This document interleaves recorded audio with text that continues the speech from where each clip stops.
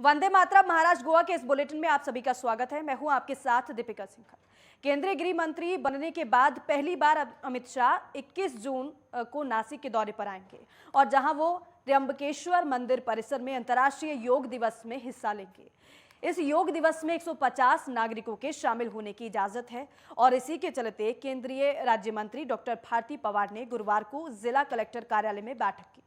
इस अवसर पर जिला कलेक्टर गंगाधरन डी, मुंबई में केंद्रीय रिजर्व बल के महानिरीक्षक रणदीप दत्ता और जिला पुलिस अधीक्षक सचिन पाटिल, जिला पंचायत की मुख्य कार्यकारी अधिकारी लीना बंसोड और सीआरपीएफ के अधिकारी मौजूद रहे।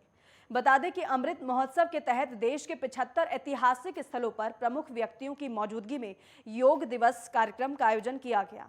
कार्यक्रम में सुरक्षा के मद्देनजर गृह मंत्री की सुरक्षा में सीआरपीएफ जवानों को लगाया जाएगा और साथ ही साथ बारिश को देखते हुए भी पीडब्ल्यूडी वाटरप्रूफ पवेलियन भी बना रहा है। योग दिवस के कार्यक्रम और योग दिवस कार्यक्रम के बाद स्वामी समर्थ केंद्र के अस्पताल की आधारशिला का अनावरण गृह मंत्री अमित शाह के हाथों होगा। डिप्टी कलेक्टर भागवत दोईफोड़े ने बताया है कि दौरे को लेकर सभी अधिकारियों को उनकी जिम्मेदारियां बांट दी गई हैं और इसके लिए नोडल अधिकारी नियुक्त कर दिए गए हैं। दरअसल आने वाले नगर निगम और जिला पंचायत चुनाव को लेकर अमित शाह का नासिक का दौरा काफी अहम माना जा रहा है।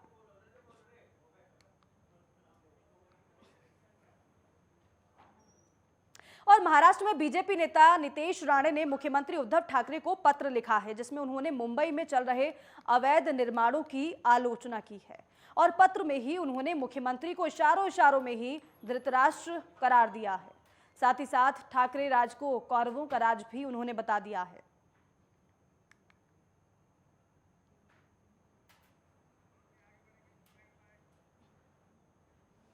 और खबर पुणे से है, जहां एनसीपी विधायक अन्ना बंसोडे ने एक प्रेस कॉन्फ्रेंस की, जिसमें उन्होंने संत तुकाराम महाराज संस्थान को 21 किलो चांदी का सिंहासन अर्पण करने का ऐलान किया है।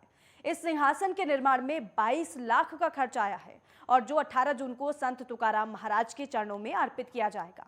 इस प्रेस कॉन्फ्रेंस में संत तुकाराम महाराज संस्थान के अध्यक्ष नितिन मोरे महाराज समेत अन्य लोग मौजूद रहे और इस दौरान जब पत्रकारों ने नितिन मोरे महाराज से अजीत पवार के भाषण न होने पर सवाल पूछे तो नितिन मोरे भड़क गए और बीच कॉन्फ्रेंस से जाने लगे, लेकिन एनसीपी नेता और दूसरे लोगों ने उन्हें शांत कराया।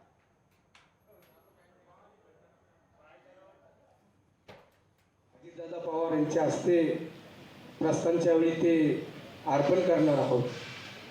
त्या निमित्ताने दिनांक 18 तारीखला आकुर्डी गाव येथील विठ्ठल मंदिरापासून सकाळी 9 वाजल्यापासून दुपारी 12-12:30 पर्यंत आपल्या या ऑफिसच्या ठिकाणी पालखीच्या सारखी मिरवणूक काढण्यात येणार आहे।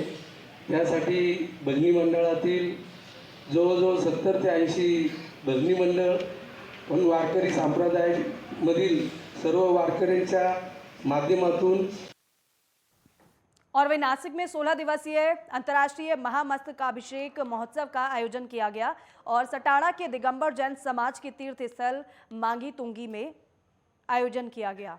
और आपको बता दें कि 6 साल बाद इस महोत्सव का आयोजन किया जा रहा है। ये भी बताएं कि मांगी तुंगी में दिगंबर जैन धर्म के प्रथम तीर्थंकर ऋषभ देव की प्रतिमा दुनिया की सबसे ऊंची प्रतिमा है, जो 108 फीट ऊंची है और इसका नाम Guinness book of world record में दर्ज किया गया है। इस महोत्सव में कई राज्यों के उद्यमी शामिल हुए।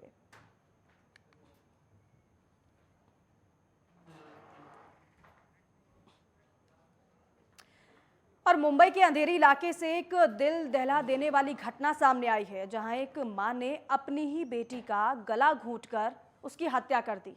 अंधेरी पुलिस ने आईपीसी की धारा 302 के तहत मामला दर्ज कर लिया है और आरोपी को गिरफ्तार कर लिया है। आपको बता दें कि मां ने अपनी 19 साल की मानसिक रूप से विक्षिप्त बेटी की कथित तौर पर हत्या कर दी और यही नहीं, महिला ने हत्या को आत्महत्या दिखाने की भी कोशिश की। हालांकि पुलिस के सामने उसकी चालाकी काम नहीं आई और 41 साल की महिला को मुंबई पुलिस ने गिरफ्तार कर लिया है। जानकारी यह है कि महिला से पुलिस ने पूछताछ की तो उसने हत्या के पीछे का राज उगल दिया। महिला ने कथित तौर पर पुलिस को बताया कि वो अपनी बेटी से निराश थी, क्योंकि उसकी देखभाल के लिए हर समय किसी न किसी को जरूरत होती थी।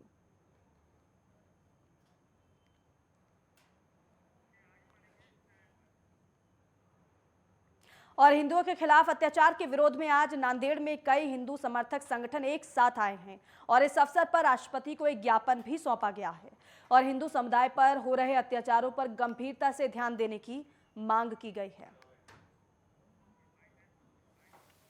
हिंदू परिषद और बजरंग दल 2 दिन पहले हुई बैठक में जो निश्चित हुआ था कि जो सामूहिक प्रार्थना के बाद में 3 सप्ताह से शुक्रवार में जो हिंसा हो रही है, हिंदू समाज को टारगेट किया जा रहा है, हिंदू समाज की बस्तियों पर हमला किया जा रहा है, हिंदू मंदिरों पर हमला किया जा रहा है, हिंदू समाज का आर्थिक नुकसान किया जा रहा है। और नासिक नगर निगम प्रशासन ने दावा यह किया है कि शहर में मानसून से पहले काम लगभग पूरा हो गया है, लेकिन शहर में कहीं भी जलभराव हो या फिर नदी क्षेत्र में पानी बह जाने में कोई बाधा उत्पन्न हो, ऐसी स्थिति को उत्पन्न होने की कोई संभावना शेष नहीं रखी गई है। लेकिन वास्तव में शहर में अभी भी काफ़ी काम बाकी है। उदाहरण के तौर पर ये तस्वीर आप देख सकते हैं जो कि शहर के वडनेर दुमाला गांव की है और यहाँ से बहने वाली वालदेवी नदी में जलकुंभी इतनी बड़ी मात्रा में बढ़ी हुई है कि यहाँ किसी भी जलजीव का बचना नामुमकिन है। साथ ही साथ बाढ़ में ये जलकुंभी इतनी बड़ी बाधा उत्पन्न कर सकती है कि नदी किनारे पर स्थित गाँव को बाढ़ का खतरा पैदा होता है। और इस बालदेवी नदी के किनारे पर वडनेर दुमाला और देवलाली गांव जैसे छोटे छोटे गांव हैं जिनकी आबादी हजारों में है, जिन्हें इस जलकुंभी से खतरा बना हुआ है।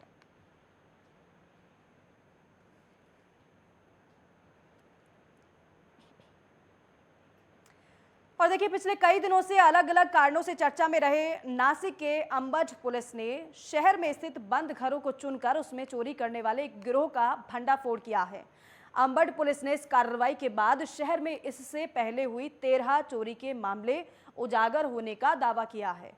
पुलिस ने 3 अभियुक्तों को भी हिरासत में ले लिया है, लेकिन पुलिस के मुताबिक इन चोरों पर महाराष्ट्र के उस्मानाबाद और परभणी जिले में पहले से कुछ संगीन मामले दर्ज हैं।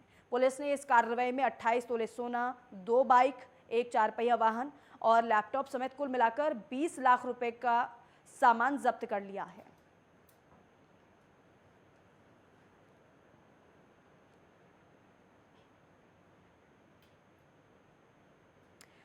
और पुणे के शिरूर में रहने वाले नारायण करगल नामी साईं भक्त ने शिरडी के साईं प्रसादालय को 5000 केसर आम दान दिए। यूडब्ल्यू संस्थान के मुख्य कार्यकारी अधिकारी भाग्यश्री बनायत ने बताया है कि साईं भक्त करगल की खुद की केसर आम की खेती है और प्रसादालय को दिए गए केसर आम ये रासायनिक प्रक्रिया ना करते हुए पकाए गए हैं। इन आमों को नैसर्गिक तरीके से पकाया गया है और पिछले 2 से 3 सालों में करगल केसर आम संस्थान को दान कर रहे हैं। इस साल 4,25,000 रुपए की कीमत के 5,000 केसर आम दान के तौर पर संस्थान के साईं प्रसादालय को दिए हैं। 2 दिन इन आमों का रस प्रसादालय में साईं भक्तों को, साथ ही साथ दोनों ही अस्पतालों में मरीजों को अनाथाश्रम, वृद्धाश्रम में दिया जाएगा।